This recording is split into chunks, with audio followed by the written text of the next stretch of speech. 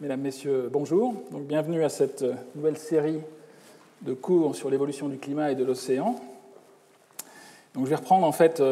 la suite du cours des dernières années, donc, sur une série que j'ai baptisée Climats extrêmes et analogues actuels. Et dans les dernières années, je vous ai parlé abondamment en fait, des périodes assez récentes, des derniers milliers d'années, pendant la période qu'on appelle l'Holocène. Et cette année, en fait, on va aborder plus précisément une grande période de transition glaciaire-interglaciaire, ce qu'on appelle la transition ou la dernière déglaciation, avec en particulier cette période transitionnelle, le tardiglaciaire. Et donc ça va nous prendre plusieurs séances, et je vais essentiellement vous parler aujourd'hui des forçages climatiques de cette déglaciation. Et durant le cours, en fait, je vais souvent faire des va-et-vient entre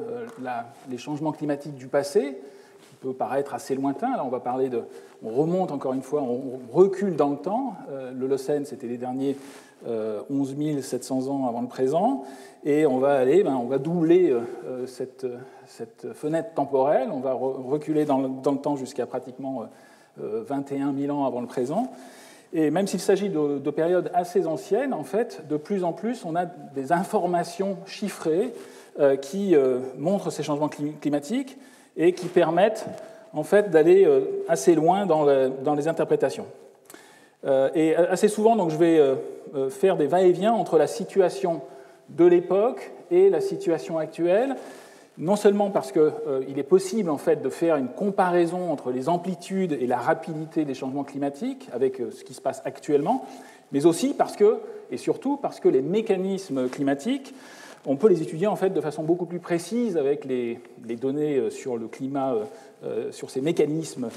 du climat actuel, avec des données instrumentales, mais les mêmes mécanismes sont à l'œuvre avec effectivement des ingrédients qui peuvent être différents, des forçages qui peuvent être différents, des rapidités qui peuvent être très différentes, mais il s'agit du même système climatique. Et donc, il est très important en fait, de faire ces comparaisons, ce va-et-vient incessant, qui peut être fait justement aussi avec la modélisation climatique, qui, elle, utilise finalement les mêmes modèles, à la fois pour étudier le climat actuel de façon rétrospective, et d'autre part les climats anciens, et bien évidemment le futur du climat de la Terre. Donc, en préambule, justement, pour bien montrer en fait, qu'on peut effectivement faire des parallèles avec les changements dans lesquels nous sommes engagés, je vous montre une vue qui résume un petit peu l'évolution de la température moyenne à l'échelle du globe pour les dernières années, pour les dernières décennies. Bon, c'est une courbe que vous avez vue à de très nombreuses reprises,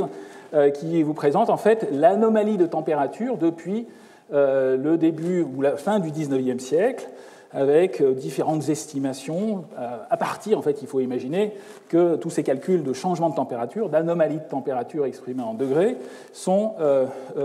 réalisés avec des données météorologiques qui sont avec une couverture mondiale, une couverture globale, et ensuite ces données météorologiques vont être compilées par différents instituts de par le monde qui peuvent comparer leurs estimations, et comme vous le voyez, les estimations convergent en fait vers une augmentation de température, le fameux réchauffement global, réchauffement mondial, qui est très marqué, en particulier depuis 50 ans. Comme vous le voyez, c'est un panneau qui a été actualisé pour l'année 2022. On a une entre guillemets, superbe augmentation de température de pratiquement 1 degré depuis 50 ans, qui est effectivement le début en fait, d'un changement climatique important, le fameux réchauffement mondial dans lequel nous sommes engagés à l'heure actuelle. Alors ce réchauffement mondial, comme vous le voyez, donc, qui fait plus de 1 degré depuis le XIXe siècle, il est le forçage principal, notamment pour les 50 dernières années, ce sont nos émissions de gaz à effet de serre, notamment le gaz carbonique. Mais il est utile aussi, puisque ces émissions vont se poursuivre. Comme vous le savez, il y a plusieurs scénarios qui ont été proposés et qui peuvent être imaginés pour le futur des sociétés terrestres, il y a plusieurs types de scénarios qu'on peut qualifier de pessimistes ou de réalistes, puisque à l'heure actuelle, on ne s'éloigne pas trop de ces scénarios, je dirais, pessimistes, et des scénarios beaucoup plus optimistes avec une diminution, notamment des émissions de gaz à effet de serre. Donc là, il s'agit d'un panneau, la partie de droite, en fait, vous présente le futur qui est compilé. Bon, là, il s'agit des dernières compilations qui ont été faites par le groupe du GIEC, donc publiées cette année, l'année dernière, en 2021, avec, donc tout résumé, l'augmentation de température est montrée en grisé ici, qui vous montre l'augmentation de température depuis les années 50, depuis 1950, ce qui a été mesuré, hein, c'est l'équivalent de la courbe de gauche depuis 1950, et le futur qui, lui, est modélisé à l'aide de ces fameux modèles climatiques dont nous reparlerons, parce que ces mêmes modèles climatiques vont nous aider à comprendre cette phase post-glaciaire, cette transition, ce tardiglaciaire, de façon quantitative, avec, bien évidemment, pas les mêmes ingrédients, puisque à l'époque, il n'y avait pas d'émissions de fuel fossile, enfin de CO2 fossile par l'homme préhistorique. Et donc les forçages vont être différents, mais les amplitudes, comme nous allons le voir, l'amplitude des changements climatiques tardiglaciaires sont en fait du même ordre de grandeur que l'amplitude de ce qui est attendu pour la fin du siècle, en 2100, dans le cas des scénarios pessimistes. Alors il faut espérer en fait qu'on arrive finalement à diminuer ces émissions de gaz à effet de serre pour plutôt être dans la fourchette basse, mais ces scénarios, par exemple le scénario 2.6 qui est ici symbolisé en bleu sombre, ils sont en fait optimistes et même utopiques, parce qu'il faut savoir qu'ils convergent, par exemple le scénario 2.6 converge à 420 ppm de concentration de CO2 atmosphérique. C'est quelque chose que nous avons déjà atteint. Donc en fin de siècle, il est clair que ces scénarios sont assez optimistes et probablement utopiques pour certains, mais il est important justement de pouvoir les comparer pour un peu faire le constat de ce qui nous attend prochainement dans les prochaines décennies. Donc un changement, une ampleur du changement climatique qui est de l'ordre, ici sur ce graphe actualisé, qui est de l'ordre de 4 à 5 degrés pour les scénarios business as usual. Donc si on laisse les émissions perdurer de façon incontrôlée, cette amplitude de changement climatique,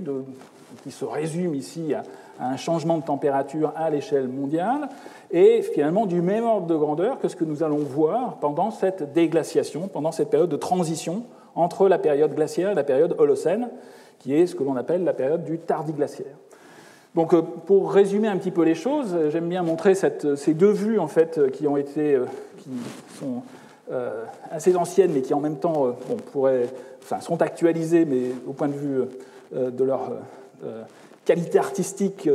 cette carte de comparaison est pour l'instant toujours la meilleure. Vous avez une comparaison directe ici entre la situation il y a 21 000 ans avant le présent, qui correspond justement à ce maximum de la dernière glaciation, avec une cartographie de l'hémisphère nord de l'époque, qui est caractérisée essentiellement par la présence d'énormes calottes de glace, la calotte Laurentides qui était située sur le Canada, et la calotte phénoscandienne, située à la fois en Scandinavie et plus à l'est, et d'autre part d'autres calottes plus petites sur l'Islande, sur les îles britanniques, un Groenland plus gros, et de l'autre côté de la Terre, dans l'hémisphère sud, l'Antarctique était effectivement plus volumineux. Et ce qui est comparé à gauche, c'est la situation actuelle des glaces et de la morphologie terrestre actuelle, avec essentiellement les glaces continentales de la calotte de glace du Groenland. Alors, à cause de ces changements de volume de calotte des glaces sur les continents, eh bien, le niveau de la mer était beaucoup plus bas que le niveau actuel, plus de 100 mètres on va voir que c'était de l'ordre de 130 mètres en dessous du niveau actuel. Et à cause de cela, eh bien, la géographie terrestre a été modifiée. On pouvait passer à pied sec depuis l'Alaska jusqu'à la Sibérie. Et on pouvait passer aussi à pied sec entre l'Angleterre et la France. Donc, au point de vue, on peut imaginer des conditions aussi diplomatiques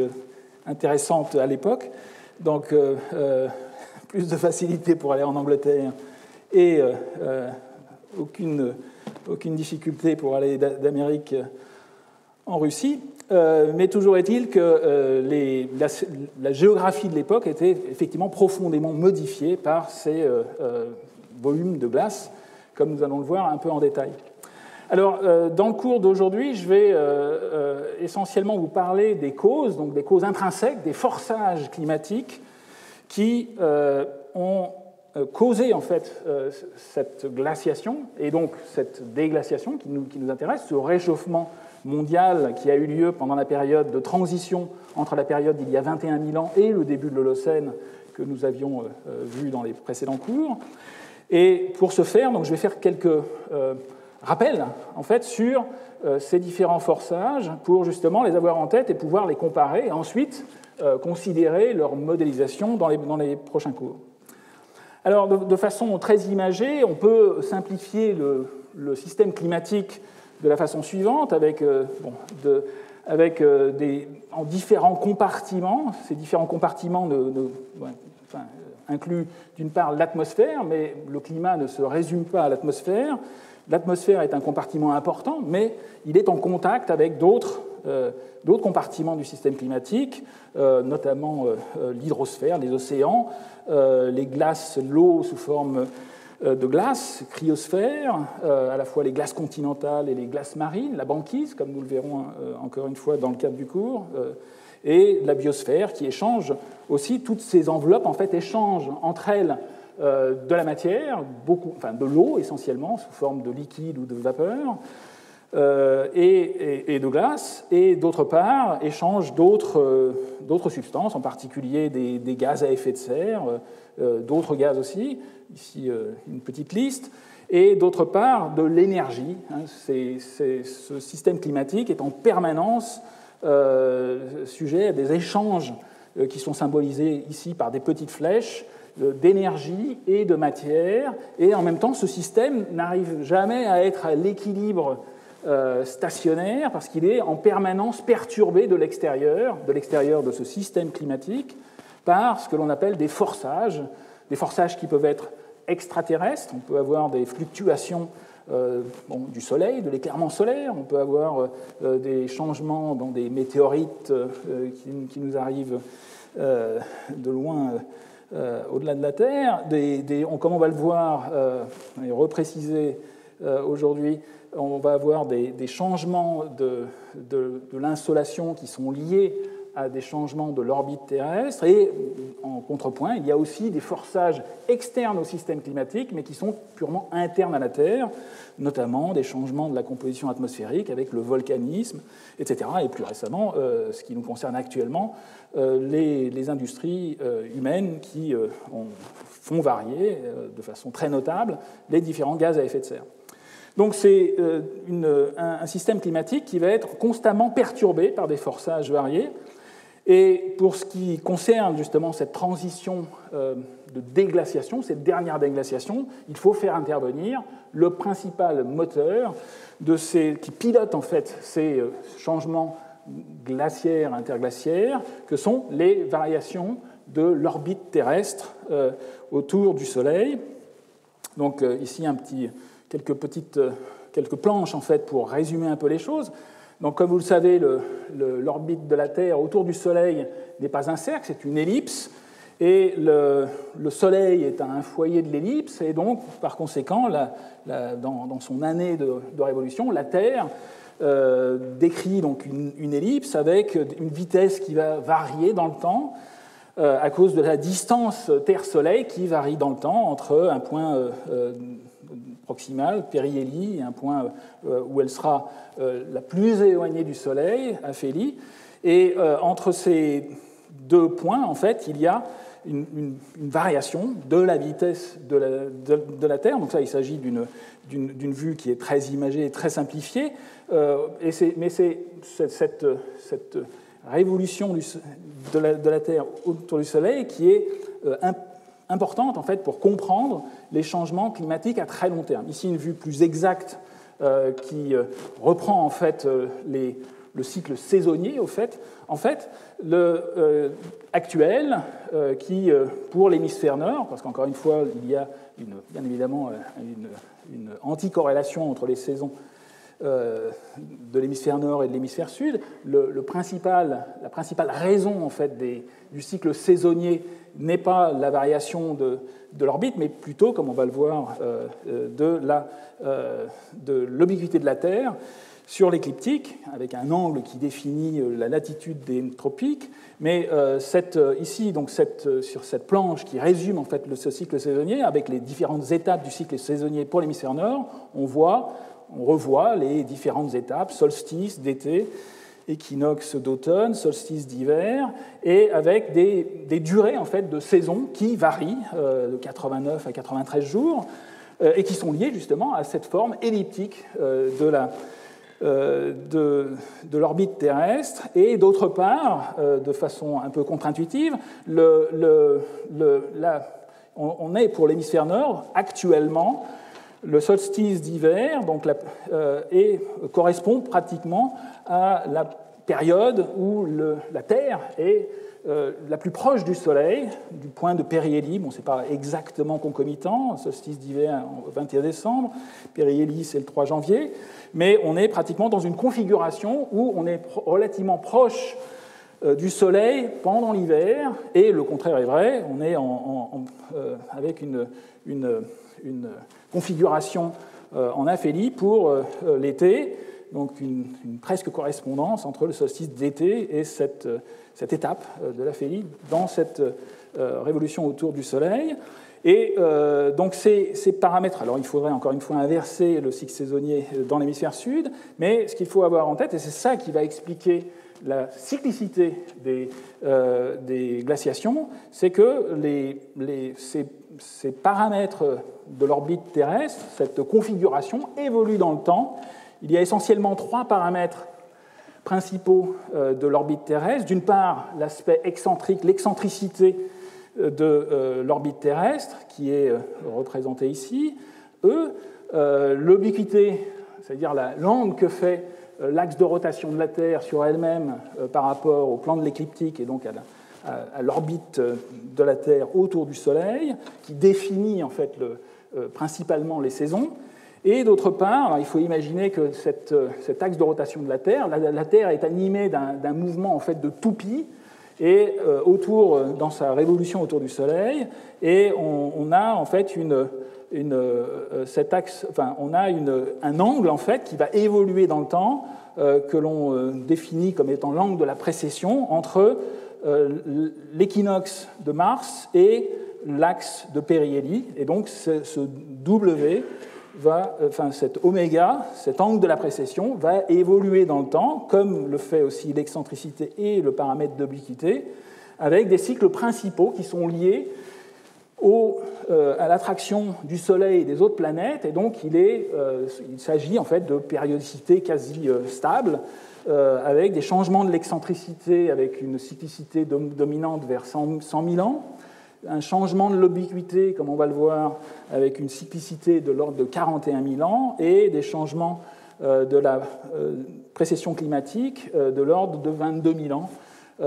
avec ce mouvement de toupie autour lors de la révolution autour du Soleil. Donc c'est ça qui explique en fait, comme on va le voir, le phénomène de glaciation au cours du temps, avec une lente variation de ces principaux paramètres de l'orbite terrestre. Donc encore une fois, une autre vue du problème qui résume un petit peu les choses, avec les configurations qui vont nous intéresser pendant cette période du tardiglaciaire, depuis 21 000 ans, c'est à peu près la période du mécanisme de précession. Donc ici, on retrouve la situation quasiment actuelle, avec en été, lors du solstice, on est pratiquement en position d'aphélie, donc relativement éloigné du Soleil. Le contraire, en décembre, on est pratiquement en périhélie. Donc on a un cycle saisonnier qui est finalement amorti, alors qu'il y a une moitié il y a à peu près 11 500 ans, donc la moitié de cette période, eh bien, on avait une situation qui était opposée. On avait une situation où la Terre était plus proche du Soleil en juin, et en décembre, on était effectivement, la Terre était relativement plus éloignée du Soleil. Donc ça a tendance en fait à maximiser l'effet saisonnier. Ça vient se cumuler aux changements qui sont liés à l'obliquité. Donc ces trois paramètres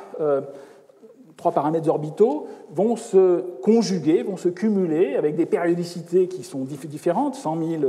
pour faire simple, 100 000, 41 000 et 22 000. Bon, il y a plusieurs périodes, mais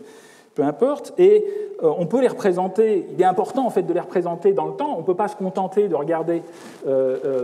les derniers 10 000 ans, enfin on peut le faire, les derniers 10 000 ans ou les derniers 20 000 ans, mais pour avoir une meilleure compréhension des choses, pour voir,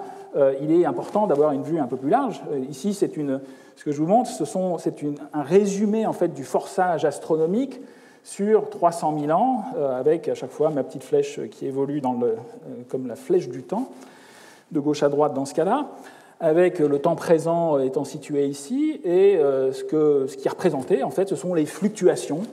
des différents paramètres importants qui vont influer sur le climat de la Terre et, comme nous allons le voir, expliquer en grande partie ces phénomènes de glaciation, et notamment cette transition glaciaire, interglaciaire, que nous allons étudier durant le cours. Donc, paramètres d'obliquité, ici, l'obliquité varie finalement assez peu, entre 22 et 24 degrés, donc c'est ça qui définit l'intensité des saisons, une cyclicité de l'ordre de 41 000 ans, une excentricité qui varie aussi dans le temps, de façon, donc l'aspect plus ou moins excentrique de l'orbite de l'ellipse de la Terre, et le paramètre de précession climatique qui combine en fait précession et excentricité, peu importe, qui varie avec une cyclicité rapide ici de l'ordre de 22 000 ans, comme vous le voyez. Et donc, grâce à ces changements en fait, de l'orbite terrestre qui sont très bien calculés par les astronomes, notamment en France, Jacques Lascar, et il y a eu d'autres pionniers. Encore une fois, j'ai fait dans des précédents cours tout un historique de la théorie dite de Milankovitch en remontant jusqu'aux pionniers en fait, de la théorie astronomique des paléoclimats. Je ne vais pas le refaire. Donc il y a toute une histoire en fait, de ces recherches. Mais à l'heure actuelle, ces fluctuations sont bien établies, bien calculées. Bon, ça avait commencé aussi dans les années 80 avec André Berger. Donc des fluctuations qui sont relativement bien connues et qui permettent en fait de calculer l'insolation d'été, ou en fait pour toutes les saisons et pour toutes les latitudes de la Terre au cours du temps. Grâce à ces calculs en fait, des différents paramètres orbitaux, il est possible, on peut voir qu'ils vont engendrer des changements de l'insolation. Et je vous l'ai dit au départ, je vous ai montré en fait le contraste entre les calottes de glace de la période glaciaire et de la période actuelle. Je vous ai montré la Laurentide et la calotte phénoscandienne. Ce que j'ai oublié de vous préciser, mais encore une fois c'est apparent sur cette carte, la latitude moyenne de ces calottes de glace,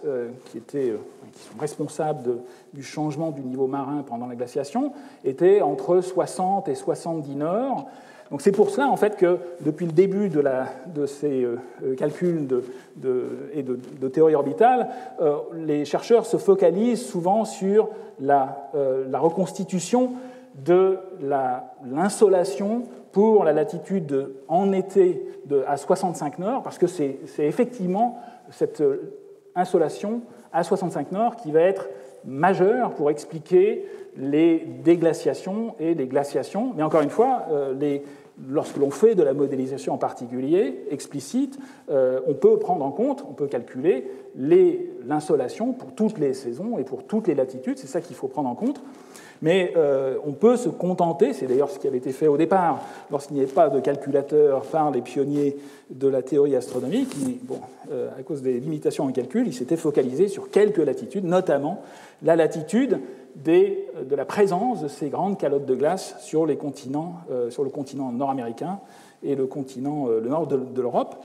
donc vers 65 nord. Et alors, ce qu'il faut voir, c'est que, notamment pour la période qui nous concerne, donc on voit ces grandes fluctuations, on retrouve en fait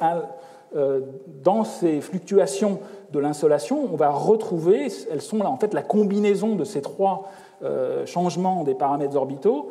Et si on fait une analyse fréquentielle, on va trouver en fait les trois périodicités qui sont responsables de ces fluctuations, mais on voit très nettement que la déglaciation, enfin cette période entre 20 000 ans et l'actuel, et le début de l'Holocène, est caractérisée par un maximum de l'insolation à 65 nord, et c'est lié au fait qu'on était à cette époque dans une configuration tout à fait favorable en fait à la fonte des calottes de glace, qui est résumée sur ce diagramme, avec une obliquité qui était maximale, ce qui a tendance en été à accroître la saisonnalité, à accroître la fonte en fait, des glaces à cause de cette augmentation de l'obliquité, et donc de l'insolation pendant l'été, et d'autre part, avoir une situation, comme je vous l'ai montré, avec cette cyclicité de la précession qui place la Terre relativement proche du Soleil. Donc on a une combinaison entre les différents facteurs qui font qu'il y a 11-12 000 ans, on était dans une période très favorable avec une montée lente et une descente pendant l'Holocène. Donc c'est ça finalement le principal moteur initial, le pacemaker, comme l'avaient l'ont utilisé des pionniers de ce sujet pour les changements de l'insolation orbitale constituent un petit peu le pacemaker de ces changements climatiques. C'est en fait ces fluctuations qui vont synchroniser ces variations, et donc il est intéressant de le regarder avec une échelle beaucoup plus longue que la dernière déglaciation, sur, par exemple, une échelle de temps de l'ordre du million d'années. Ici, c'est un diagramme en fait qui vous représente d'une part les cycles orbitaux, précession climatique, obliquité, excentricité, les différents paramètres avec leur cyclicité interne. Une parmi d'autres, mais encore une fois une qui est très importante, l'insolation d'été à 65 nord, qui correspond à la localisation principale de ces calottes de glace. Et d'autre part, en correspondance, ici, un diagramme en fait, qui vous présente des fluctuations glaciaires-interglaciaires calculées à partir, essentiellement, qui représentent le niveau marin au cours du temps, de façon simplifiée, à partir de mesures isotopiques qui sont réalisées dans des sédiments marins, à partir du delta O18, des foraminifères benthiques en particulier. Donc il faut imaginer des centaines de carottages qui ont été établis de par le monde et qui permettent de reconstituer les fluctuations glaciaires-interglaciaires. Alors on pourrait graduer ici en niveau marin, mais globalement, ici, les points bas correspondent aux maxima glaciaires et la période de déglaciation, celle qui nous intéresse, que je souligne ici en jaune, elle est représentée ici avec une fluctuation qui est à cette échelle est quasiment verticale, mais qui correspond à une période que l'on va détailler, qui va se dérouler sur pratiquement 10 millénaires. Donc l'important, justement, de regarder ces fluctuations à beaucoup plus long terme, c'est que l'on voit que cette dernière transition glaciaire-interglaciaire, elle est à la fois très importante, mais en même temps, elle est très commune, parce que c'est quelque chose qui a eu lieu. Il y a eu des transitions équivalentes pratiquement tous les 100 000 ans. Ici, elles sont reportées à chaque fois en gris. Ce sont les périodes de déglaciation avec les maxima interglaciaires du niveau marin, symbolisés ici en gris. Et ce qu'il faut voir, c'est que pratiquement toutes ces fluctuations, toutes ces transitions, toutes ces ce qu'on appelle des terminaisons, c'est le terme qui est consacré dans la littérature technique, toutes ces déglaciations sont caractérisées par un maximum, c'est ce que j'ai représenté ici avec des flèches vertes, elles sont toutes caractérisées par un maximum de l'insolation à 65 nord qui est une configuration qui permet justement le déclassement et cette fonte généralisée des calottes de glace qui ont été formées pendant toute la période. C'est-à-dire qu'ici, ce que je regarde ici, les derniers 120 000 ans, toute cette chose-là représente le dernier grand cycle glaciaire, depuis le dernier interglaciaire, il y a à peu près 120 000 ans, et la période Holocène, qui est notre interglaciaire depuis 11 000 ans. Donc on voit que le niveau de la mer est descendu continuellement, donc c'est quelque chose qui est... Alors sur une petite courbe, on peut se dire, voilà, ce sont des fluctuations, mais il s'agit de fluctuations de l'ordre de 130 mètres, comme on va le voir. Donc c'est l'accumulation énorme de glace pendant toute une période qui dure à peu près 100 000 ans. Donc en fait, la Terre, le système climatique, intègre les fluctuations d'insolation pendant tout ce cycle, et il y a des périodes très abruptes, très rapides à l'échelle géologique, en tout cas sur cette échelle de temps, qui sont caractérisées par un maximum de l'insolation qui va permettre, dans une configuration spéciale, qui va permettre justement à cette Terre de se déglacer, de se désenglacer, partiellement, pas totalement.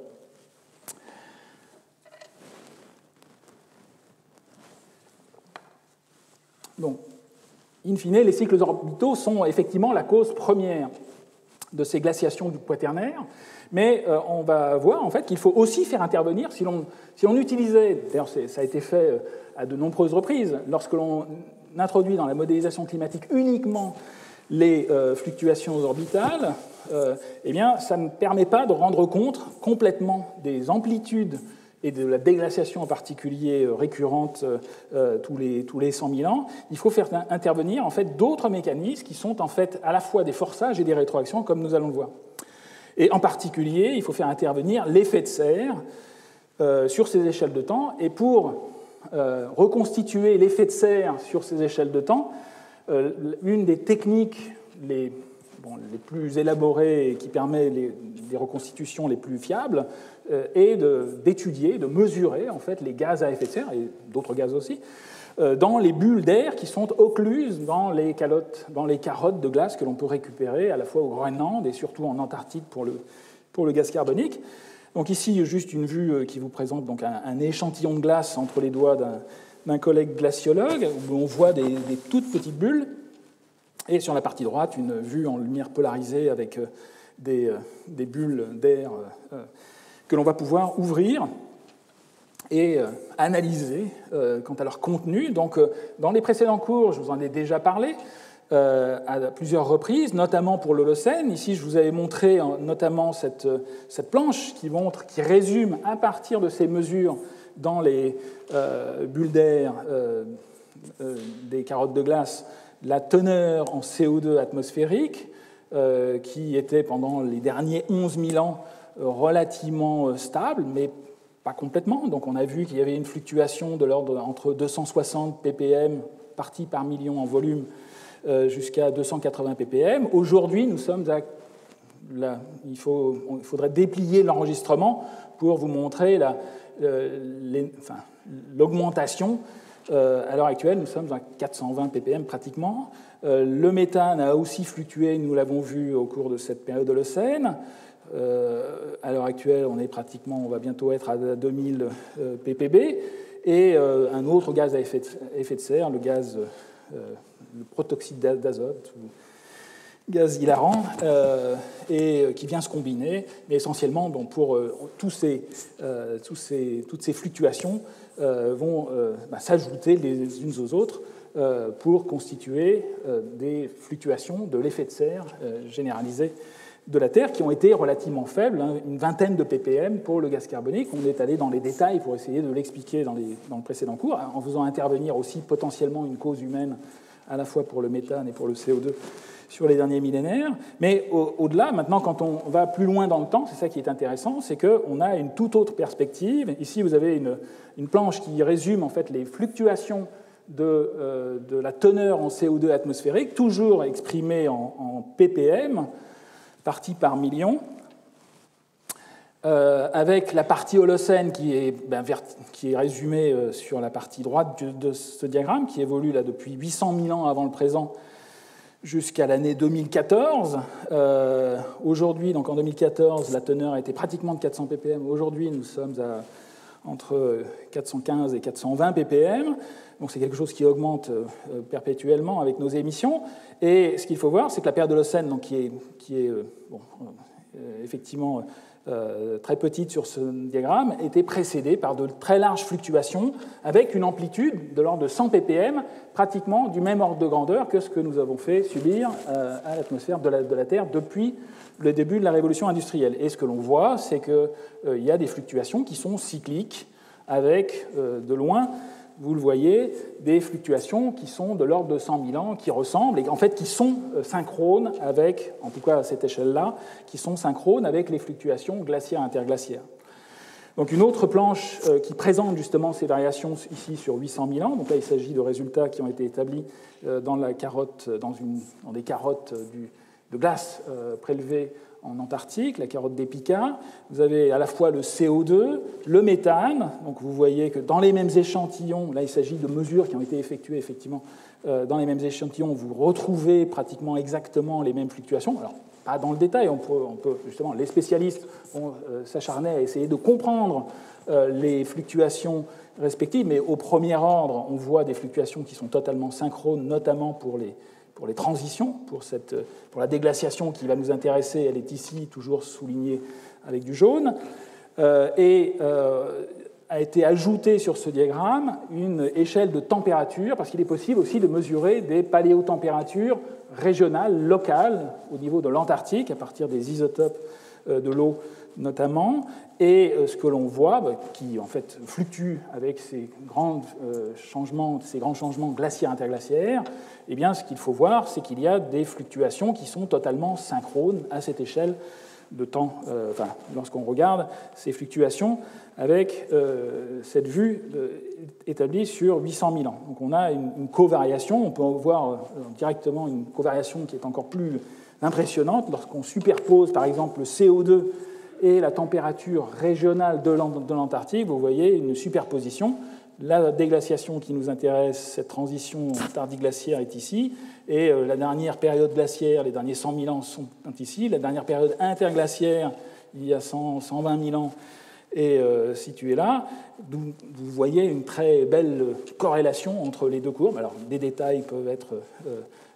étudiés pour essayer de comprendre un peu mieux ces fluctuations, mais au premier ordre, on voit des fluctuations qui sont totalement synchrones, notamment pour ces transitions, ces fameuses déglaciations, la dernière déglaciation, l'avant-dernière, etc., et qui correspondent à ces fluctuations aussi de l'insolation à 65 Nord, avec des maxima de l'insolation. Donc là, il s'agit d'une comparaison de la pression partielle, enfin de la teneur en CO2 exprimée en ppm de l'atmosphère, qui constitue à la fois qui constitue en fait un forçage climatique, puisque c'est un gaz à effet de serre à l'échelle globale, mais comparé à des températures régionales au niveau de l'Antarctique. Maintenant, si on essaye de faire une compilation de tous les changements à la fois à basse latitude et à haute latitude, il est possible de faire des comparaisons encore plus, qui marquent en fait encore plus le fait que toutes ces fluctuations à cette échelle de temps sont en fait synchrones. C'est ce que je vous montre ici avec une compilation. En fait, il s'agit de compilation de très nombreuses mesures établies pour de très nombreux sites, des changements à la fois de la P de CO2. Donc là, ici, c'est un diagramme qui se lit de droite à gauche. Je vous rappelle, à chaque fois, je mets une petite flèche. Les conventions chez les auteurs varient. Donc le temps zéro est ici. La déglaciation qui nous intéresse est soulignée en jaune. Donc depuis 800 000 ans, on voit des fluctuations. On revoit ces fluctuations de CO2 que je vous ai montrées juste avant. Et surajoutées, en superposition, vous avez une petite courbe jaune qui correspond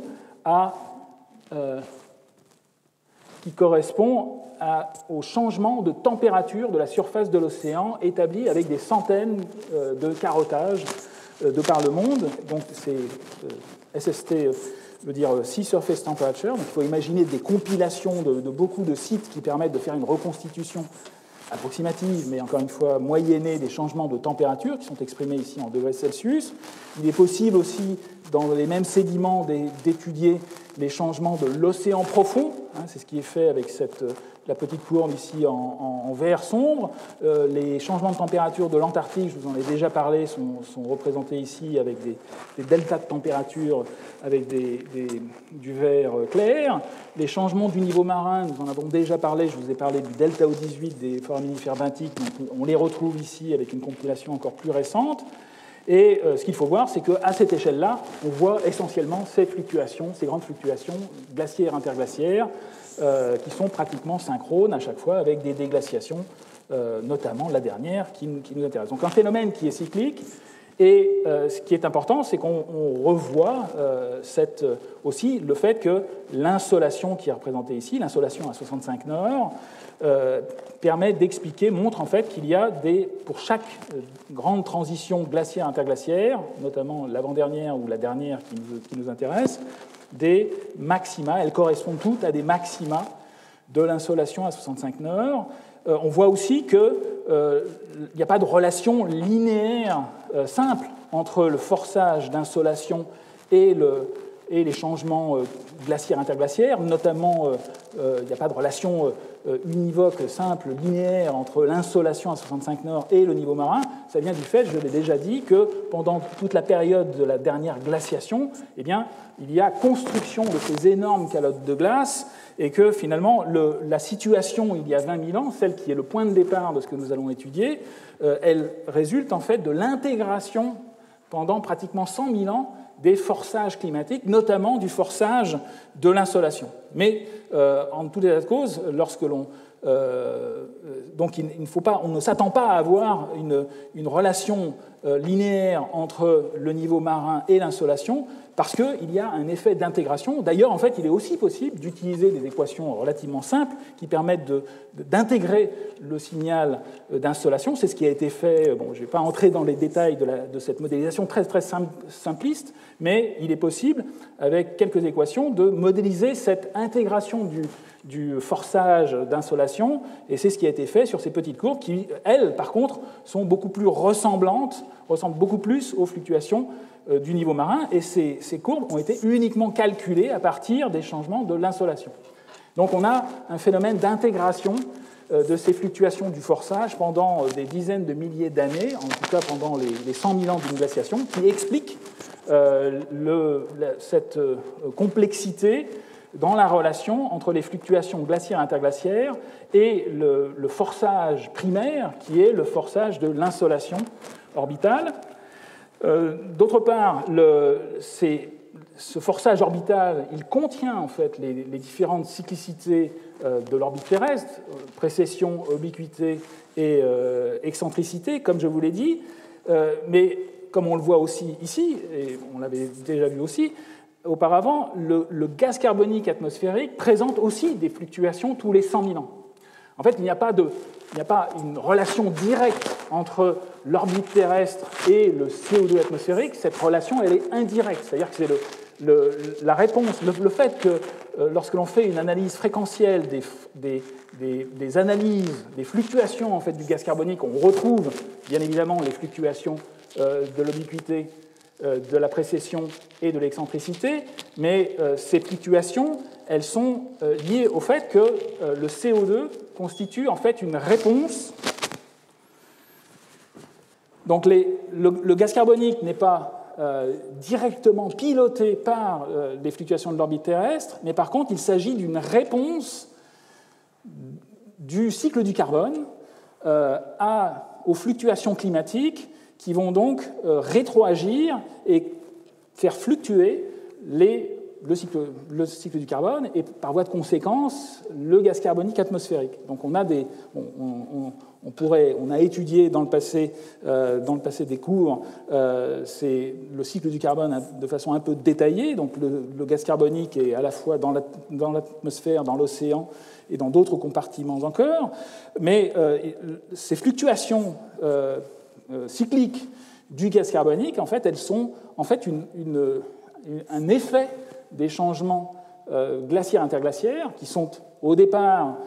pilotés par les fluctuations orbitales, mais comme il s'agit d'un effet de serre, ce gaz carbonique en fait a un rôle d'amplificateur. Il va jouer comme un rôle d'amplificateur de ces changements climatiques. Donc il est important de les prendre en compte. Il s'agit finalement d'un forçage aussi, puisque c'est le forçage de ces gaz à effet de serre, pas seulement le gaz carbonique, mais aussi le méthane, le N2O, etc., qui fluctuent avec ces grands changements glaciaires-interglaciaires. Ces différentes fluctuations sont à la fois un effet des fluctuations climatiques, mais aussi une cause, puisque ce sont des gaz à effet de serre, et donc une rétroaction qui va amplifier, une rétroaction positive.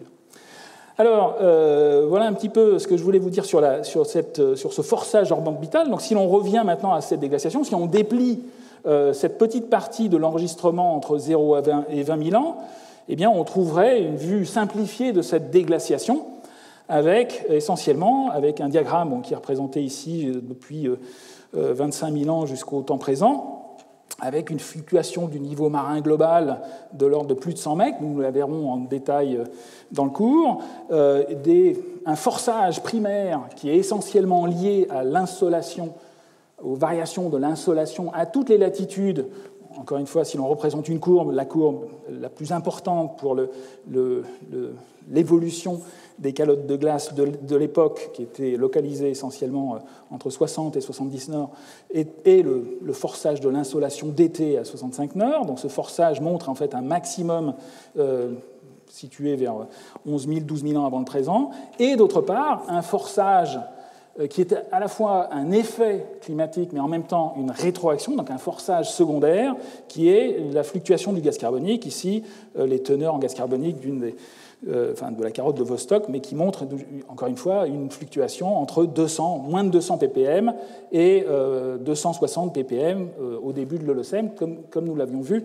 dans les précédents cours. Donc on a à la fois des forçages que l'on peut qualifier de primaires et des rétroactions positives, des forçages secondaires, notamment le forçage du gaz carbonique atmosphérique.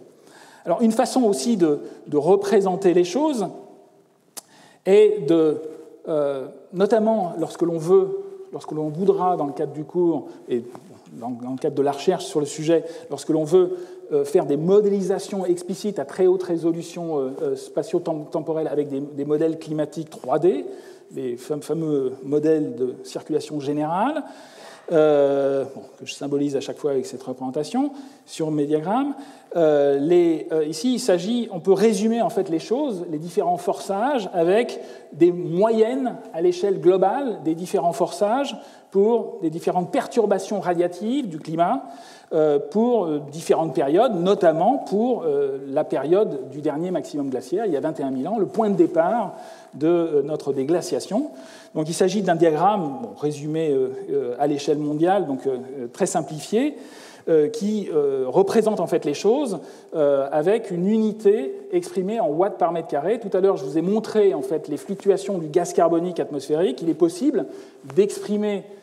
non seulement ces fluctuations de la teneur en CO2 atmosphérique sous la forme de ppm, directement les mesures directes qui ont été établies, mais aussi on peut les convertir en forçage radiatif, en watts par mètre carré. J'ai oublié de vous le montrer sur la courbe où je vous montrais les fluctuations de gaz carbonique. Il y avait aussi une échelle en watts par mètre carré avec des grandes fluctuations de l'ordre de plusieurs, en particulier pour le CO2, de plus de 2 watts par mètre carré à l'échelle mondiale, comme forçage pendant cette déglaciation. Donc, comme il faisait plus froid, ces forçages sont tous portés négativement ici, par convention. Le gaz carbonique, cette planche, en fait, résume un peu les perturbations radiatives, donc le forçage radiatif que l'on serait obligé d'inclure, par exemple, dans la modélisation climatique, pour rendre compte de ce climat glaciaire, donc le gaz carbonique, méthane et N2O avec une moindre ampleur et, au point de vue intensité de la perturbation radiative.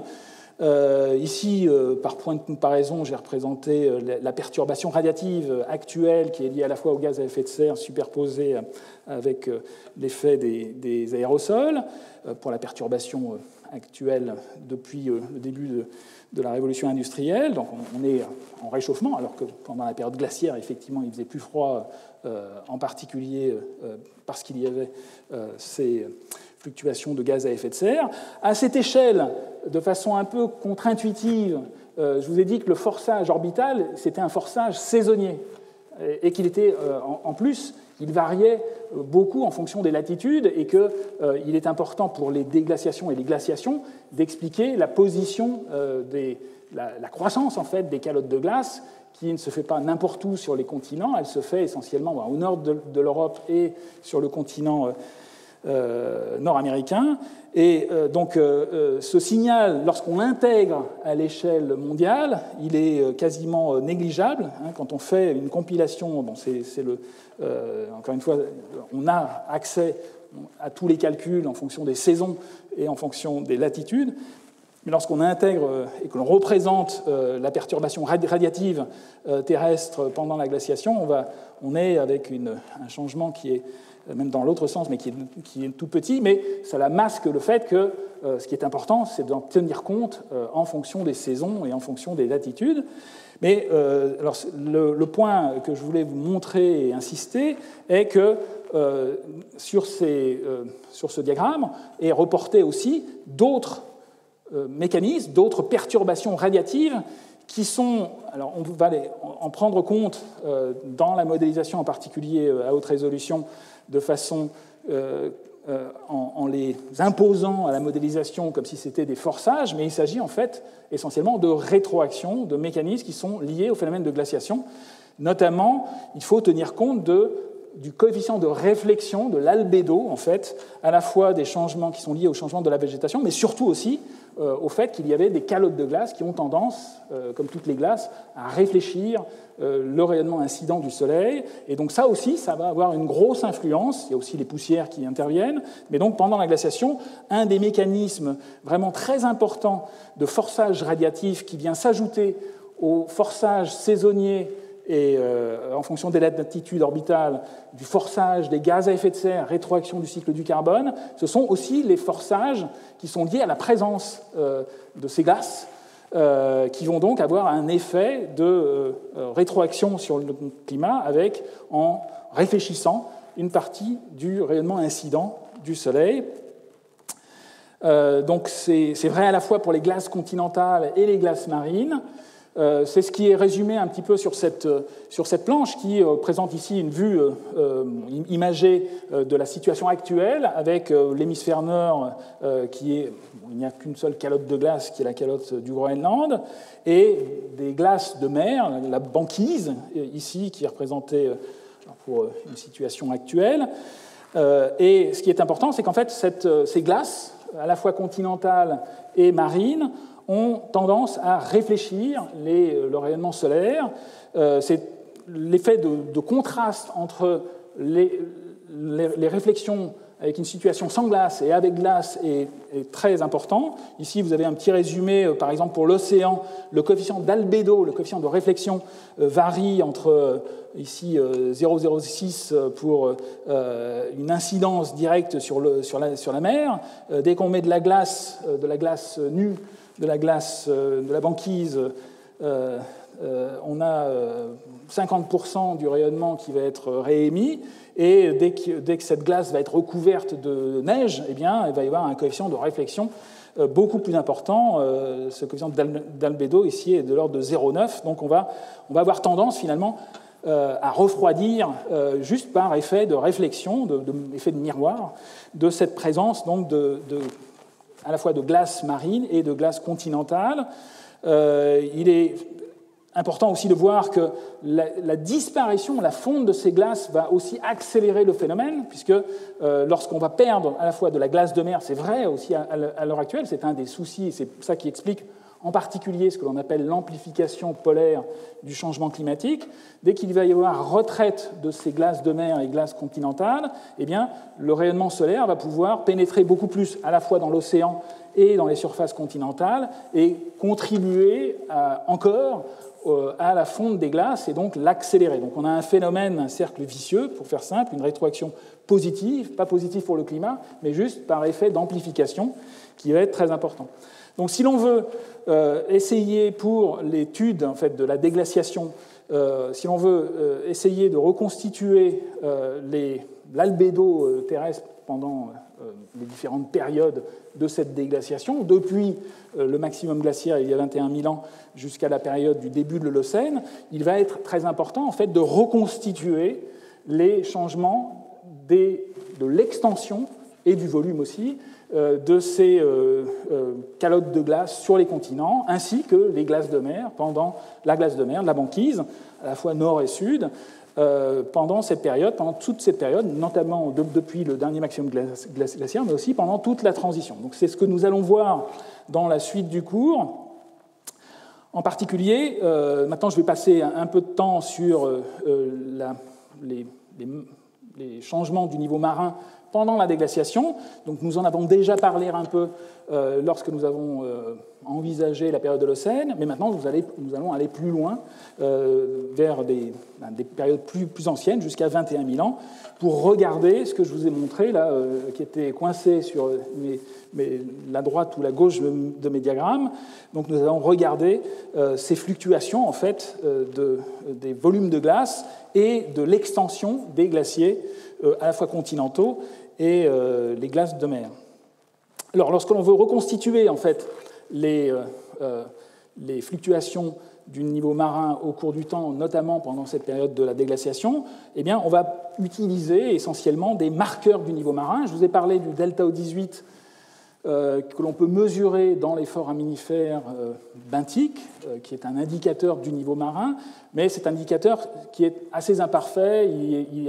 est aussi influencé par les changements de température du fond de l'océan. Donc lorsqu'on regarde des changements glaciaires-interglaciaires au cours de très longues périodes, on peut se contenter effectivement de considérer le delta O18 comme un marqueur du niveau marin, mais lorsque l'on veut effectivement étudier finement la déglaciation et les différents taux de remontée du niveau de la mer et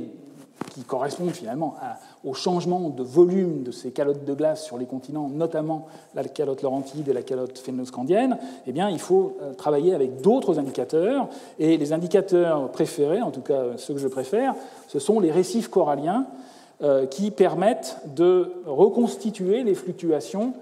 du niveau marin pour différents sites, en particulier parce que les récifs coralliens, enfin les coraux constructeurs de récifs, sont des animaux, mais ce sont des animaux qui vivent en symbiose avec des plantes, avec des algues dont ils se nourrissent, ce qu'on appelle des zooxanthelles. Et à cause de cela, eh bien, les récifs coralliens sont obligés de vivre relativement proches de la surface.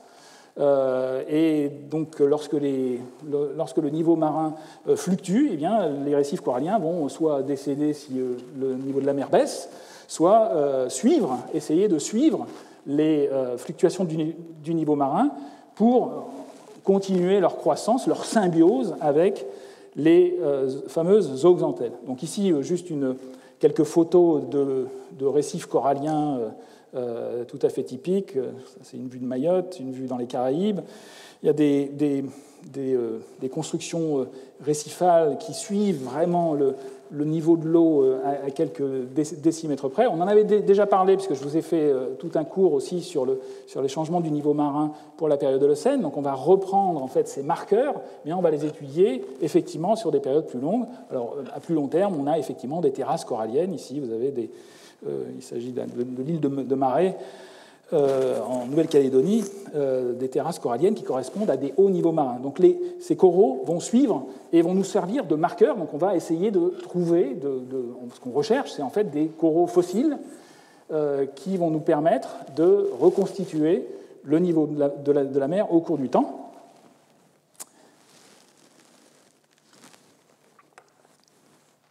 Donc c'est un exercice que plusieurs équipes ont pu réaliser.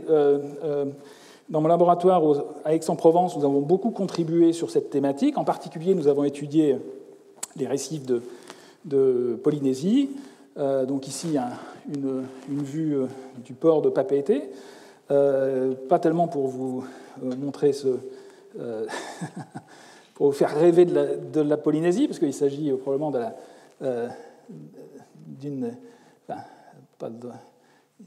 j'ai pas de critique à faire sur ce port, mais c'est pas l'endroit bien évidemment le plus joli de la Polynésie. Mais l'intérêt en fait du port de Papeete, c'est qu'une partie du port est construite directement sur le récif barrière. C'est pour cela que je voulais vous montrer cette carte postale en fait, qui présente à la fois le port de Papeete et une partie de ce port est effectivement construit directement sur la barrière récifale qui sépare en fait le lagon du large, situé ici. Donc c'est ici une vue un peu plus complète du port de Papeete avec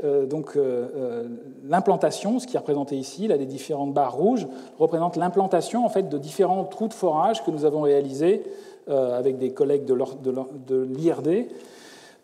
qui nous ont permis en fait de récupérer des séquences de coraux fossiles, des séquences récifales que l'on a pu étudier ensuite au laboratoire, comme je vais vous le montrer. Donc une série de forages à la fois verticaux et déviés vers le large, avec cette petite image représente la foreuse que nous avions utilisée à l'époque. Et d'autre part, en parallèle, nous avons aussi organisé des forages, des campagnes de forage offshore à Tahiti, à la fois pas très loin du port de Papeete, mais aussi plus au sud et plus à l'est, avec à chaque fois l'effort étant concentré sur le forage d'une série de carottages, parce qu'on ne peut pas reconstituer la fluctuation glaciaire-interglaciaire uniquement avec un forage, parce que on comprend bien que comme le niveau de la mer évolue dans le temps de plus de 100 mètres, et comme il y a une pente importante de cette pente récifale, il est clair qu'il faut faire une série de forages offshore pour avoir la série complète. Il faut à la fois forer directement sur le récif, mais aussi faire des forages offshore. Donc, c'est en fait ce que nous avions fait dans le cadre d'un grand programme international qui s'appelle le programme IODP, donc International Ocean Drilling Program, avec un forage, avec une barge de forage, comme vous le voyez ici, qui avait été utilisée pour récupérer de nombreux forages offshore pour compléter ce que nous avions déjà avec les forages sur le récif barrière établi à pied sec à partir du port de Papeete. Donc voici quelques exemples de tronçons de carottes récifales. Ici, deux exemples de carottage. Alors, ce sont des carottages qui présentent de nombreux trous, c'est-à-dire qu'il y a des vides, c'est assez différent des carottages de sédiments marins qui sont généralement continus, il n'y a pas de problème. Ici, on rencontre des coraux fossiles, d'autres organismes qui sont ici qui sont visibles ici sur la photo en gris. Et on peut rencontrer aussi cette carotte singulière.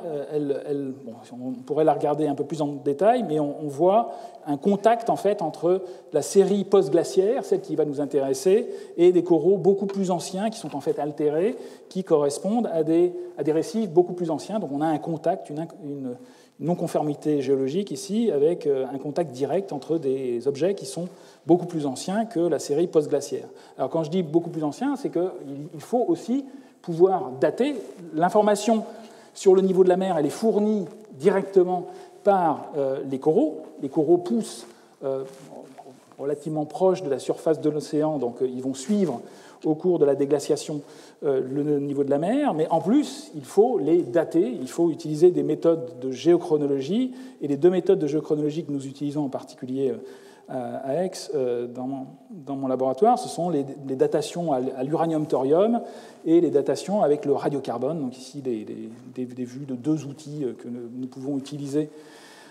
pour ces datations. Donc on peut reconstituer, chaque corail va pouvoir nous donner un point sur cette remontée du niveau marin post-glaciaire pendant cette transition du tardif glaciaire. Alors ici, vous sont représentés plusieurs types d'échantillons. Il faut en plus étudier finement, donc il y a toute une équipe derrière qui va étudier finement, à la fois faire de la géochronologie, mais aussi étudier dans le détail, faire de la paléontologie et essayer de reconnaître les différentes espèces, parce que les différentes espèces de coraux ne poussent pas exactement à la même profondeur, et pour reconstituer des fluctuations glaciaires interglaciaires, il vaut mieux travailler sur des coraux qui ont un habitat à l'heure actuelle, étudié à l'heure actuelle en plein océan, relativement contraint, relativement faible, plutôt que des coraux ubiquistes qui peuvent pousser à entre 0 et 50 mètres de profondeur. Il y a des coraux effectivement qui arrivent à pousser à des profondeurs importantes, tout en maintenant leur symbiose avec les zooxanthelles. Et bon, ces coraux, lorsqu'on les trouve à l'état fossile, eh bien, ils ne sont pas très intéressants pour les reconstitutions du niveau de la mer, parce que leur information paléobathymétrique est moins importante que d'autres. C'est ce qui est en fait symbolisé sur ce graphique qui résume la distribution bathymétrique en fait, des organismes calcaires en Polynésie, en particulier dans tout le domaine indo-pacifique. Donc, je vais faire bien évidemment aucun détail sur ce sujet, mais ici vous avez les différentes espèces de coraux caractéristiques que l'on peut rencontrer à la fois dans les récifs actuels et dans les carottages, avec leur profondeur d'habitat actuel. Donc vous voyez que certains sont relativement fiables au point de vue de leur information paléobathymétrique, qui vont être confinés aux premiers 5 mètres, aux premiers mètres de la colonne d'eau, alors que d'autres vont pouvoir pousser jusqu'à pratiquement 25 mètres ici. Donc on va essayer de favoriser ceux qui sont avec des pousses relativement contraintes au point de vue paléobathymétrique. Le problème, c'est que dans la carotte, ils ne sont pas forcément présents, et donc on va essayer de combiner les informations. On va aussi combiner les informations paléobathymétriques avec d'autres organismes que l'on peut aussi dater, ce que l'on appelle les algues corallines, et d'autre part avec d'autres organismes qui ne sont pas des coraux, qui ne sont pas non plus des algues, sont des gastéropodes fixés, ce que l'on appelle des vermets, qui, eux, sont très restreints au point de vue de leur paléobathymétrie. Et je vous ai indiqué aussi, je vous ai montré, et j'en ai parlé dans les précédents cours aussi, que certaines morphologies de coraux, ce qu'on appelle les microatolls, permettent d'avoir des précisions encore plus importantes, décimétriques, sur les changements du niveau marin. Mais, encore une fois, l'exercice, il est un peu toujours le même, c'est-à-dire qu'on va faire des forages et essayer de reconstituer ces fluctuations du niveau marin. Donc voici, j'en avais parlé déjà lorsqu'on avait considéré la période de l'Holocène, mais bon, maintenant on va effectivement se plonger vers la partie la plus ancienne. Voici en fait le résumé un petit peu des travaux que nous avons réalisés et qui sont donc, qui font partie maintenant de la littérature sur le sujet, qui sont importants en fait pour reconstituer ces fluctuations de volume des glaces sur les continents et donc de niveau de la mer pendant cette période de transition post-glaciaire. Vous avez un graphique en fait, qui représente au cours du temps, depuis 20 000 ans avant le présent, le dernier maximum glaciaire, l'augmentation du niveau marin à partir de ces coraux. Donc chaque petit point, chaque petit triangle représente un échantillon caractérisé par des coraux et d'autres organismes qui ont été étudiés pour leur signification paléobathymétrique et datés avec les méthodes uranium-thorium ou carbone-14 et qui permettent de reconstituer ce niveau de la mer au cours du temps et de reconstituer cette courbe du niveau marin, donc qui démarre ici vers 120 mètres, vers 16 000 ans, pour culminer pour la période de l'Holocène avec les changements très faibles pour cette période de l'Holocène, avec un niveau de la mer qui est quasiment le même que le niveau actuel. Donc on a une augmentation de plus de 120 mètres à Tahiti. Ce qui est représenté aussi ici, ce sont les taux d'augmentation pendant certaines périodes exprimés en millimètres par an, donc intégrés sur plusieurs siècles, avec globalement, pendant toute cette déglaciation, un taux d'augmentation qui est en moyenne de l'ordre d'une douzaine de millimètres par an. Mais ce que l'on a découvert en faisant ces analyses, on l'avait aussi vu avec d'autres enregistrements dans les Caraïbes, en particulier à la Barbade, on a pu mettre en évidence en fait une période d'accélération, ce qu'on a appelé le Meltotopulse 1A, avec une période un saut en fait du niveau de la mer de pratiquement une quinzaine de mètres, avec un taux d'augmentation qui était de l'ordre de 40 à 50 mm par an pendant plusieurs siècles. Donc il faut imaginer 15 mètres de niveau de la mer, c'est 2 fois le Groenland au point de vue fonte des glaces en quelques siècles. Donc c'est énorme au point de vue phénomène climatique, et 40 à 50 mm par an, eh bien, c'est quelque chose que l'on peut comparer et les 12 mm par an moyens, je dirais, pendant toute la déglaciation, on peut les comparer aussi avec les fluctuations actuelles qui sont résumées ici, encore une fois, je voulais effectivement quelquefois faire des parallèles sur les amplitudes de ces changements climatiques du passé avec les changements actuels, mais pas du tout sur la même échelle de temps. Encore une fois, les 12 mm par an vont intervenir sur une période de l'ordre sur une période très longue, alors que là, il s'agit d'une accélération qui est relativement récente. Ici, c'est un diagramme en fait, qui est un peu similaire à celui que je vous ai montré tout à fait en préambule de notre cours, avec l'évolution depuis le 19e siècle, la fin du 19e siècle, du niveau de la mer, qui a pu être mesuré à partir des données marégraphiques, des marégraphes, on en a déjà parlé aussi dans des précédents cours, et les données beaucoup plus précises et cartographiées à l'échelle de la planète, des données par les satellites altimétriques qui permettent à l'heure actuelle de quantifier, sur les dernières décennies, une moyenne qui est de l'ordre, à l'heure actuelle, de 3 mm, d'un peu plus de 3 mm par an. Donc on voit que pendant cette déglaciation, on avait pratiquement 4 fois plus de taux d'augmentation que la fluctuation actuelle. Et il y a eu en particulier ce phénomène de débâcle qui correspond à cet événement vers 14 500 ans avant le présent, ce que l'on a appelé le Melt-Topples 1A, avec un taux d'augmentation du niveau de la mer qui était un ordre de grandeur supérieur, de l'ordre de 40 à 50 mm par an. Donc il faut imaginer des phénomènes absolument gigantesques. Et de la même façon que le GIEC a compilé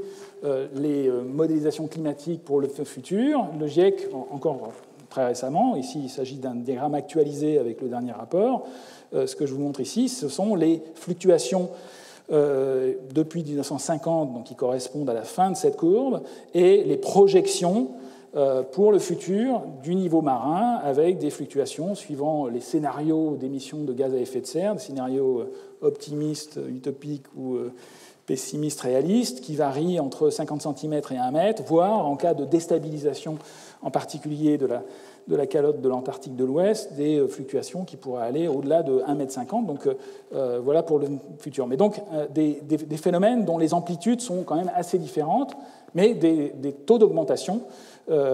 importantes et qui vont bien évidemment s'accélérer. On voit une accélération, donc ce 3 mm par an qui est valable actuellement, il a toute chance, malheureusement, d'augmenter dans le proche futur, notamment pendant la deuxième moitié du XXIe siècle. Alors, donc, je vous ai montré la courbe de Tahiti. Ce qu'il faut avoir en tête, c'est qu'il y a d'autres enregistrements qui ont été établis, en particulier pour d'autres sites dans le Pacifique, d'autres sites en Atlantique. Nous avions beaucoup contribué sur l'île de la Barbados. D'autres collègues ont travaillé sur la Nouvelle-Guinée, etc. Voici une vue qui compile en fait les différentes informations jusqu'au dernier maximum glaciaire, il y a à peu près 21 000 ans, qui était donc situé à peu près vers moins 120 mètres par rapport au niveau actuel. Donc ces différents enregistrements montrent tous une accélération qui correspond à peu près à 14 500 ans avant le présent, cette accélération du Melt-Topples 1A, donc on y reviendra, et une compilation qui montre donc une augmentation importante, donc, qui correspond à la fois à l'extension de ces calottes et leur volume, qui donc explique ces changements de cette transition post-glaciaire. Donc on voit qu'il y a quand même une certaine dispersion dans les données, et cette dispersion, elle est, j'en ai déjà parlé dans des précédents cours, elle est partiellement liée au fait que toutes ces courbes de niveau de la mer, Tahiti, la Barbade, sont des courbes qui sont en fait locales. Elles sont mesurées sur un trait de côte et au premier ordre, les océans fonctionnent par principe de vases communicants, mais en fait ce qu'il faut avoir en tête, c'est que les glaciers, les calottes de glace de ces glaciations ont en fait déformé la Terre. Et il faut en fait tenir compte de ces déformations terrestres, même lorsqu'on étudie les courbes de niveau de la mer établies pour des sites qui sont très éloignés des anciennes localisations des calottes de glace. Alors, je ne vais pas refaire le cours que j'ai déjà fait sur ce qu'on appelle le réajustement isostatique post-glaciaire, mais je vais juste vous montrer cette vue du problème très simplifiée, cette coupe, en fait, qui résume le fait que pendant la glaciation, il y avait d'énormes calottes de glace, Canada, Scandinavie en particulier, 4 km, 3 km d'épaisseur, et que donc ces calottes de glace énormes ont eu comme conséquence de déformer la surface terrestre, de faire une dépression, 1 km pour la Laurentide, et avec donc un phénomène de subsidence et formation d'un bourrelet périphérique, un bourrelet périglaciaire, tout autour. Et lorsqu'il y a eu fonte pendant cette période de transition de déglaciation, lorsqu'il y a eu fonte, cette fonte peut être rapide, mais par contre la réponse terrestre, elle, est beaucoup plus lente. Elle est d'une part élastique pour la lithosphère, mais elle est assez visqueuse pour les couches beaucoup plus profondes de la Terre. Il y a des mouvements qui vont être centripètes pour combler ce vide qui a été créé par la fonte rapide à cette échelle, à l'échelle géologique de cette calotte de glace. Et donc, on va avoir les phénomènes inverses, on va avoir une surrection dans les zones qui étaient situées sous les calottes de glace et une réponse par subsidence tout autour pour la partie du bourrelet. Donc,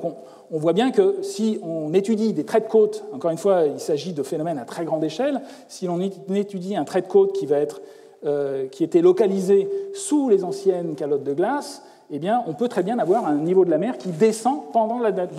déglaciation, parce qu'en fait, le continent remonte. Et en fait, ce que l'on étudie lorsqu'on fait des mesures ponctuelles sur des coraux ou d'autres organismes pour des localisations situées un peu plus au nord, ces changements interglaciaires du niveau marin sont des mesures locales, et donc ils vont être la combinaison finalement des changements liés au volume des glaces et des mouvements terrestres, notamment de cette remise en forme. Ça va être idem, ça va être similaire aussi pour les zones qui entourent ces grandes calottes de glace. Et donc, il faut en tenir compte parce que ces phénomènes qui sont exagérés, enfin, qui sont très importants au point de vue amplitude, lorsqu'on s'approche des anciennes localisations des calottes de glace, interviennent sur toute la Terre et même aux antipodes de ces calottes de glace, notamment dans le Pacifique. Quand on regarde Tahiti ou d'autres zones du Pacifique, on va avoir une petite influence, mais qui explique justement cette dispersion et certaines complications dans les enregistrements. Alors, c'est ce qui est résumé un peu sur cette planche. Ici, vous avez sur la partie gauche, avec un diagramme qui évolue de droite à gauche, on part de la glaciation 21 000 ans ici jusqu'à l'actuel, l'Holocène est ici. Vous avez représenté de façon compilée toutes les informations sur les séries longues, en particulier la Barbade et Tahiti que nous avons établies, et on voit une dispersion qui est importante. On voit même qu'il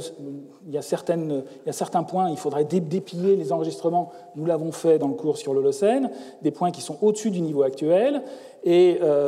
tout ceci est lié à ces modifications de la forme de la Terre dont il faut,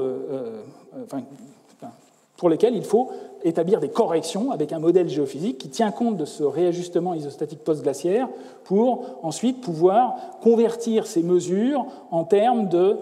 niveau de volume de glace, ou de niveau de la mer moyen généralisé, eustatique, corrigé de ces effets de rebond isostatique post-glaciaire, de réajustement isostatique post-glaciaire. Donc c'est la courbe, la différence entre le panneau de gauche et le panneau de droite, c'est la correction à l'aide d'un modèle géophysique qui permet en fait de reconstituer des fluctuations qui sont exprimées ici effectivement en niveau de la mer propre, qui sont liées au changement du volume de glace. Donc on a pour le dernier maximum glaciaire, donc le début de la déglaciation, qui est vu ici, donc on retrouve l'accélération du MWP1A, du Meltwater Pulse 1A, on retrouve d'autres accélérations, mais on voit que la dispersion des points est plus faible que dans le diagramme de gauche. On peut convertir ensuite ces changements du niveau marin en termes de volume de glace exprimé ici en kilomètres cubes, en millions de kilomètres cubes, donc pendant la glaciation. Les 130 mètres du niveau de la mer que l'on voit à la fois à la Barbade, Tahiti et autres correspondent, peu ou prou, au stockage de 50 millions de kilomètres cubes sur les continents. Alors on voit aussi que, c'est ce qui est indiqué ici, la période de l'Holocène est caractérisée par une augmentation du niveau de la mer. On n'a plus de points au-dessus du niveau de la mer pour la période du début de l'Holocène, comme on peut l'avoir sur certaines courbes qui sont... Ces choses-là sont liées à ce réajustement isostatique post-glaciaire, voire les cours que nous avions fait l'année dernière. Alors, donc ces volumes de glace que l'on peut quantifier pour toute la déglaciation et ces accélérations de la déglaciation permettent en fait de connaître les volumes de glace stockés sur les continents, mais il faut aussi avoir une idée de l'extension de ces calottes de glace. Alors, l'extension de ces calottes de glace, c'est le sujet en fait, de la suite du cours, mais on peut en avoir une idée au premier ordre en considérant uniquement les mesures actuelles du réajustement isostatique post-glaciaire qui continuent encore à l'heure actuelle. Les zones qui étaient englacées remontent encore actuellement. On peut le mesurer avec des GPS. Ici, vous avez deux cartes, une qui correspond à l'Amérique du Nord et l'autre qui correspond à la Scandinavie, où l'on retrouve en fait des mesures par GPS. Le continent remonte avec des vitesses de montée qui sont exprimées ici en millimètres par an. Donc au centre, au niveau de la baie d'Hudson, on a des remontées du continent qui sont de l'ordre du centimètre par an. De même pour le fond de ce qu'on appelle le golfe de Botany, ici, avec des remontées qui sont au-delà de 10 mm par an, donc 1 cm par an. Et ceci a une conséquence, en fait, sur les changements du niveau marin, mais permet de localiser, en fait, les anciennes calottes de glace, la calotte laurentide et la calotte phénoscandienne. C'était, d'une part, lorsque les premiers géophysiciens ont étudié, ça leur a permis en fait d'estimer aussi les volumes de glace et de les comparer avec ce que l'on peut obtenir avec les mesures sur le niveau de la mer. Mais on voit très nettement, par exemple ici, le contraste entre les zones où il y a remontée, qui étaient situées sous la calotte de glace, et la zone périphérique, où là, les mesures GPS indiquent que le continent descend. Il s'agit de ce bourrelet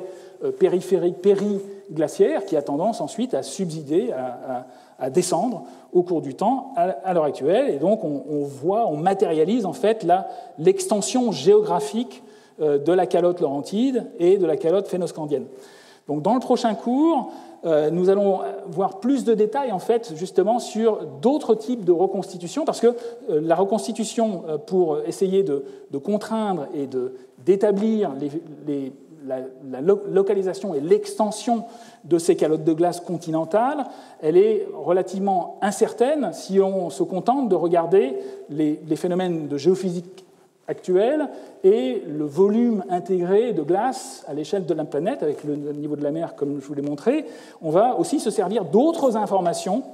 d'autres traces géologiques, géomorphologiques qui ont été laissées par les glaciers de l'époque, et ça va être le sujet en fait de la suite du cours pour essayer d'établir du mieux que l'on peut ces fluctuations de la présence des glaciers pendant la glaciation et au cours de cette déglaciation. Donc voilà, je termine ici pour aujourd'hui, et donc la semaine prochaine, nous parlerons encore plus de glace. Merci de votre attention.